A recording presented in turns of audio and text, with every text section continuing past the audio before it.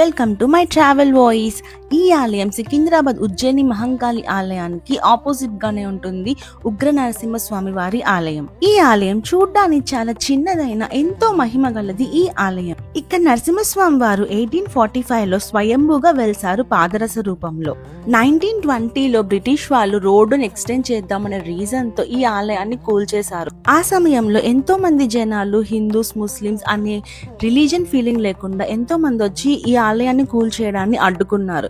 అదే సమయంలో 5 తలల సర్పం ఈ ఆలయం నుంచి బయటికి రావడంతో బ్రిటిష్ వాళ్ళు భయపడి వెళ్లిపోయారు ఇక్కడి నుంచి. 1925 నుంచి ఇక్కడ కనిపిస్తున్న ప్రధాన అర్చకులు వంశస్థులు మళ్ళీ ఈ ఆలయాన్ని రీకన్స్ట్రక్ట్ చేసి ఎలాంటి ఆటంకం లేకుండా ఇక్కడ పూజలు నిర్వహిస్తున్నారు. ఇక్కడ కనిపిస్తున్న నరసింహస్వామి వారు ప్రతిష్ఠించిన విగ్రహం స్వయంభూ విగ్రహం కింద భూమిలో ఉంటుంది.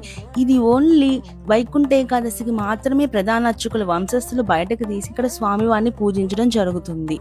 చూడ్డానికి చిన్న ఆలయం అయినా ఇక్కడికి ఎంతో మంది జనం వస్తారు. ఈ ఆలయంలో పూజారి గారు బొట్టు పెడితే ఎంతో ప్రశాంతంగా ఉంటుంది. అది నేను ఓన్గా ఎక్స్పీరియన్స్ చేసింది. ఇక్కడికి వచ్చిన ప్రతి ఒక్కరికి పూజారి గారు ఓపికతో ప్రతి ఒక్కరికి బొట్టు పెడతారు. అలాగే స్వామివారి దండంతో భుజం మీద తడతారు.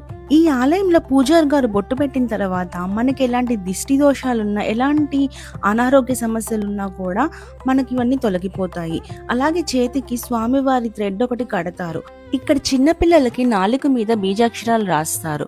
అలాగే పెద్దవాళ్ళకు కూడా ఏదైనా హెల్త్ సమస్యలు ఉన్నా అట్లాంటి వాళ్ళు వచ్చినా కూడా పూజారి గారు ఇక్కడ నాలుక మీద బీజాక్షరాలు రాయడం నేను చూశాను. అక్కడికి వచ్చిన భక్తుల్ని ఎందుకు ఇలాగా మీరు నాలుక మీద బీజాక్షరాలు రాయించుకుంటున్నారు నేను అడిగితే, మాకు అనారోగ్య సమస్యలు ఉన్నాయి, పూజారి గారు ఇలాగ కానీ బీజాక్షరాలు రాస్తే మాకు హెల్త్ నార్మల్ అవుతుంది అని చెప్పారు వారు నాతో. మీరు కూడా హైదరాబాద్ వస్తే తప్పకుండా ఈ ఆలయాన్ని దర్శించండి, స్వామివారి అనుగ్రహం పొందండి.